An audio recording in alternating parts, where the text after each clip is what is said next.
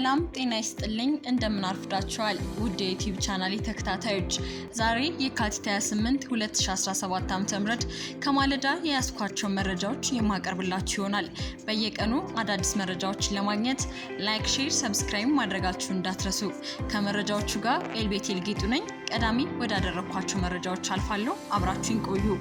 በአዲስ አበባ ከሰሞኑ እየተስተዋለ ያለው የአየር ሁኔታ ለእሳት አደጋ አባባሽ ነው ተባለ።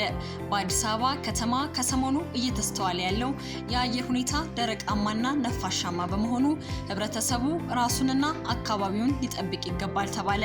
በከተማው ከሰሞኑ ያለው የአየር ሁኔታ ካሳለፍናቸው ወራቶች በከፍተኛ ሁኔታ ሞቃታማ በመሆኑ በተለያዩ ሁኔታዎች አደጋዎች ቢከሰቱ አባባሽ ስለሆነ ህብረተሰቡ ከፍተኛ ጥንቃቄ ሊያደርግ ይገባል ሲሉ የእሳት አደጋ አመራር ኮሚሽን ኮሚሽነር ኮማንደር አህመድ መሐመድ ለብስራት ሬዲዮና ቴሌቪዥን ተናግረዋል።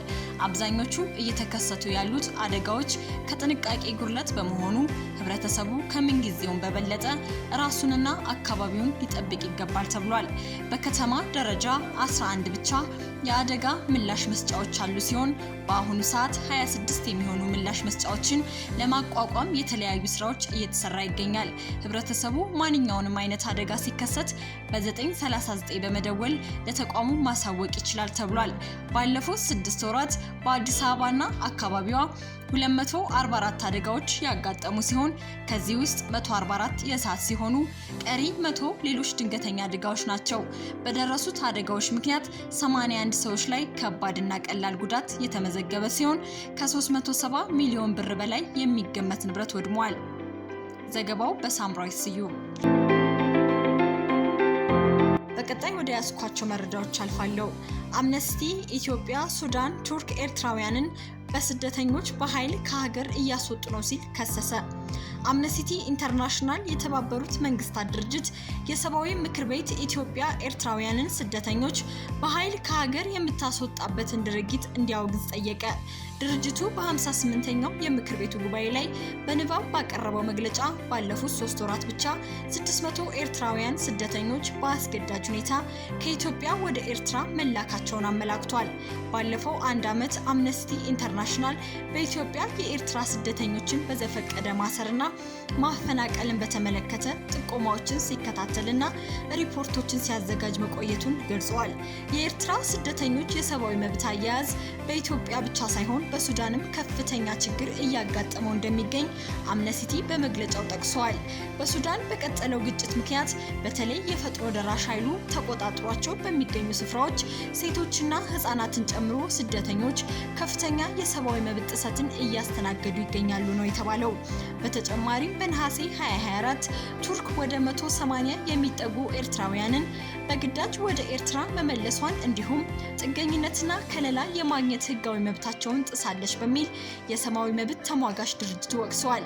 10 ዓመታትን ያስቆጠረው አስገዳጅ የብሔራዊ ውትድርና አገልግሎት ከከባድ የጉልበት ስራዎች እንዲሁም ሌሎች ፖለቲካዊ ሁኔታዎችን አሁንም በርካታ ኤርትራውያን ሀገራቸውን ለቀው እንዲሰደዱ ምክንያት ሆኖ መቀጠላቸውን ተነስተዋል። አምነስቲ በኢትዮጵያና ኤርትራ መካከል ያለውን ውጥረት ተከትሎ በየካቲት ወር አስመራ ተጨማሪ ወታደሮችን ለመመልመል በእንቅስቃሴ ላይ እንደምትገኝ ከታማኝ ምንጮች ማረጋገጡን አስታውቋል። ሁኔታው ከኢትዮጵያ በግዳጅ ወደ ኤርትራ የሚላኩ ስደተኞችን ለአደጋ ተጋላጭነት እንደሚጨምረው አመላክቷል። በዚህም ሁሉም የመንግስታቱ ድርጅት የሰብአዊ መብት ምክር ቤት አባላት ኤርትራውያን ስደተኞችን አስገዳጅ ማባረር፣ እስርና የመብት ጥሰትን እንዲያወግዙ ጠይቀዋል። በሌላ በኩል በኤርትራ ዜጎች መብት ጥሰትና ከዓለም አቀፍ ሕግ አፈጻጸም አኳያ በምክር ቤቱ የተቋቋመው ልዩ አጣሪ ኮሚቴ ከተመሰረተ 9 ዓመት ቢያስቆጥርም በሀገሪቱ ያሉ የሰብአዊ መብቶች አያያዝ አሁንም አለመሻሻሉ እንደሚያሳስበው አምነስቲ ኢንተርናሽናል ያስታውቀዋል። እንደሚያሳስበው ነው አምነስቲ ኢንተርናሽናል ያስታወቀው። በሰብአዊ መብት ተሟጋች ድርጅቱ ለቀረበው ወቀሳ የኢትዮጵያ መንግስት እስካሁን ምላሽ አልሰጠም።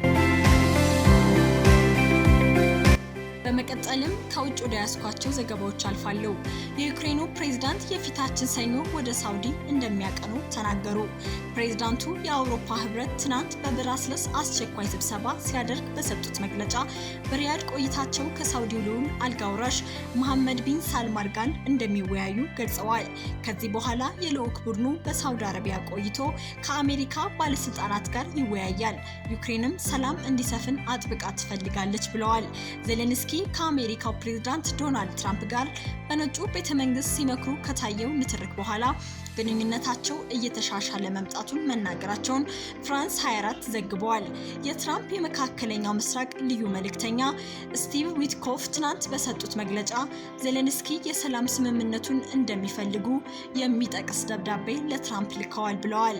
በቀጣዩ ሳምንት በሪያድ አሊያም በጅዳ የሚደረገው ድርድርም ለዘላቂ የሰላም ስምምነት በር የሚከፍት የተኩስ አቁም ስምምነት ይደረስበታል ተብሎ እንደሚጠበቅም አብራርተዋል።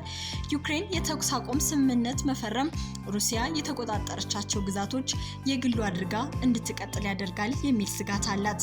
ፕሬዝዳንት ትራምፕን ጨምሮ የአሜሪካ ባለስልጣናትም ኬቭ በሞስኮ የተነጠቀችውን መሬት ዳግም የማግኘት እድሏ ጠባብ እንደሆነ ሲናገሩ ቆይተዋል። ትራምፕ ትላንት ምሽት በነጩ ቤተመንግስት ከጋዜጠኞች ጋር በነበራቸው ቆይታ ዩክሬን ስምምነቱን መፈራረም እንደምትፈልግ አስባለሁ፣ ምክንያቱም ምንም አማራጭ የላትም ብለዋል። ሩሲያን ብትሆን እኔ በማላቀው የተለየ ምክንያት ስምምነት ትፈልጋለች፣ እርሷም አማራጭ የላትም ሲሉም ነው የሳውዲው የቀጣይ ሳምንት ምክክር ተስፋ ሰጪ ነገር እንደሚታይበት የጠቆሙት። የፕሬዝዳንት ዶናልድ ትራምፕ ከሩሲያው ቭላዲሚር ፑቲን ጋር ግንኙነት የማደስ ፍላጎትና ለዩክሬን የሚደረግ ወታደራዊ ድጋፍ መቋረጥ አውሮፓ ለደህንነቷ አሜሪካ ላይ መተማመን እንደማትችል ማሳየቱን የሚጠቅሱ የአውሮፓ መሪዎች ከሰሞኑ ተከታታይ ምክክር እያደረጉ ይገኛሉ። በትናንትናው ዕለትም ፕሬዝዳንት ዜሌንስኪ ጭምር የተሳተፉበት ምክክር በቤልጂየም ብራስለስ አካሂደው ለኬቭ ተጨማሪ ወታደራዊ ድጋፍ ለማድረግም ተስማምተዋል። ክሬምሊን የፈረንሳይና የብሪታንያንም ጨምሮ የአውሮፓ መሪዎች ከሰሞኑ እየሰጡት ያለውን አስተያየት ግጭት የሚያባብስ ነው በሚል ተቃውመዋል። የሩሲያ የውጭ ጉዳይ ሚኒስትር ሰርጌይ ላቭሮቭ አውሮፓውያን ወደ ዩክሬን ሰላም አስከባሪ ኃይል የሚልኩ ከሆነ በሞስኮ ላይ የእጅ አዙር ሳይሆን የቀጥታ ጦርነት እንዳወጁ እንቆጥረዋለን ማለታቸውን ቢቢሲ ዘግቧል። በሌላ በኩል በብሪታንያ 130,000 ሰዎች አሁንም በዘመናዊ ባርነት ውስጥ ይኖራሉ ተባለ። ባርነት አሊያም የባሪያ ንግድ ካቆመ አንድ ክፍለ ዘመን አልፎታል ቢባልም በብሪታንያ ግን አሁንም ዜጎች በባርነት እንደሚኖሩ ተገልጿል። ዓለም አቀፉ የጸረ ባርነት ተቋም ባወጣው ሪፖርት ከሆነ በብሪታንያ 130,000 ዜጎች አሁንም ሕይወታቸው በዘመናዊ ባርነት ውስጥ እየመሩ ነው ብሏል። ይህንም ተከትሎ የብሪታንያ መንግስት የፖሊሲና የህጋዊ እርምጃዎችን እንዲወስድ መጠየቁን ሮይተርስ ዘግቧል። ዘመናዊ ባርነት ከሚባሉት ውስጥ ያለ ክፍያ ወይም በአነስተኛ ክፍያ የጉልበት ስራ ማሰራት፣ በአደንዛዥ ዕፅ ዝውውር ውስጥ በግድ ማሳተፍ፣ የግዴታ ወሲብ ንግድና መሰል ስራዎች ዋነኞቹ ናቸው። በተጠናቀቀው የ2024 ዓመት ውስጥ ብቻ ከ17,000 በላይ ጥቆማዎች ለሀገሪቱ መንግስት ደርሶታል ተብሏል። በዘመናዊ ባርነት ውስጥ ይኖራሉ ከተባሉ ዜጎች ውስጥ 30 በመቶዎቹ ብሪታንያውያን ናቸው የተባለ ሲሆን አልባኒያና ቪየትናሚያኖችም አሉበት። በዚህ ዘመናዊ ባርነት ውስጥ ይኖራሉ ከተባሉት ውስጥ 31 በመቶ ያህሉ ደግሞ ህጻናት እንደሆኑ በዘገባው ላይ ተጠቅሷል። አብዛኞቹ በዚህ ጉዳት ውስጥ ያሉት ዜጎች ስደተኞች ናቸው የተባለ ሲሆን ወደ መጡበት ሀገራት በጉልበት እንድንመለስ ልንደረግ እንችላለን የሚል ፍርሃት ያለባቸው ናቸውም ተብሏል። ዘገባው የቢቢሲ ነው። በመጨረሻም ልዩ ልዩ ወዳደረኳቸው ዜናዎች አልፋለሁ። በእስራኤል ለልጆች ከሚወጡ ስሞች መካከል ዮሴፍ የሚለው አንደኛ ደረጃን ይዟል ተባለ። እስራኤል እንደ ሀገር ከተመሰረተች 1948 ዓ.ም ጀምሮ በሀገሪቱ በስፋት ጥቅም ላይ የዋሉ ስሞችን የሚያሳይ ሪፖርት የወጣ ሲሆን አስገራሚና ያልተጠበቁ ስሞች ተካተውበታል። የእስራኤል ጋዜጣ ዮዲዮት አህሮኖት ይዞት በወጣው ሪፖርት እስራኤል እንደ ሀገር ከተመሰረተችበት ጊዜ አንስቶ እስካሁን ድረስ ቀዳሚ የሆነው ስም ዮሴፍ ነው። ዴቪድ ወይም ዳዊት የሚለው ስም በሀገሪቱ በስፋት ጥቅም ላይ በመዋል ሁለተኛ ደረጃን ሲይዝ፣ መሐመድ የሚለው ደግሞ ሶስተኛ ደረጃ መያዙ ያመለክታል። በቅርብ ዓመታት ወዲህ ደግሞ መሐመድ የሚለው ስም ለልጆች በመውጣት ቀዳሚውን ደረጃ እየያዘ መምጣቱንም ሪፖርቶች ያመለክታሉ። የእስራኤል የስነ ህዝብና ኢሚግሬሽን ቢሮ ባሳለፍነው የፈረንጆቹ 2024 በለቀቀው የስሞች ሪፖርት በሀገሪቱ ለልጆች ከወጡ ስሞች መካከል መሐመድ የሚለው ቀዳሚ መሆኑን አስታውቋል። በአመቱ በእስራኤል ከተወለዱ 181,000 ህጻናት መካከል 1740 ህጻናት መሐመድ የሚል ስም የወጣላቸው ሲሆን ዮሴፍ የሚለው ስም ለ1201 ልጆች እንዲሁም አዳም የሚለው ስም ደግሞ ለ1196 ልጆች መውጣቱን ቢሮ አስታውቋል። በፈረንጆቹ 2023 በእስራኤል ውስጥ በብዛት ለህፃናት ልጆች ከወጡ ስሞች መካከል መሐመድ ቀዳሚው እንደነበረም ነው የታይምስ ኦፍ እስራኤል ዘገባ የሚያመለክተው። በሴቶች ስም ደግሞ እስራኤል እንደ ሀገር ከተመሰረተች ወዲህ በስፋት ጥቅም ላይ የዋለና ተወዳጅ የሆነው ቀዳሚ ስም ሳራ መሆኑን በሪፖርቶች ተመላክቷል።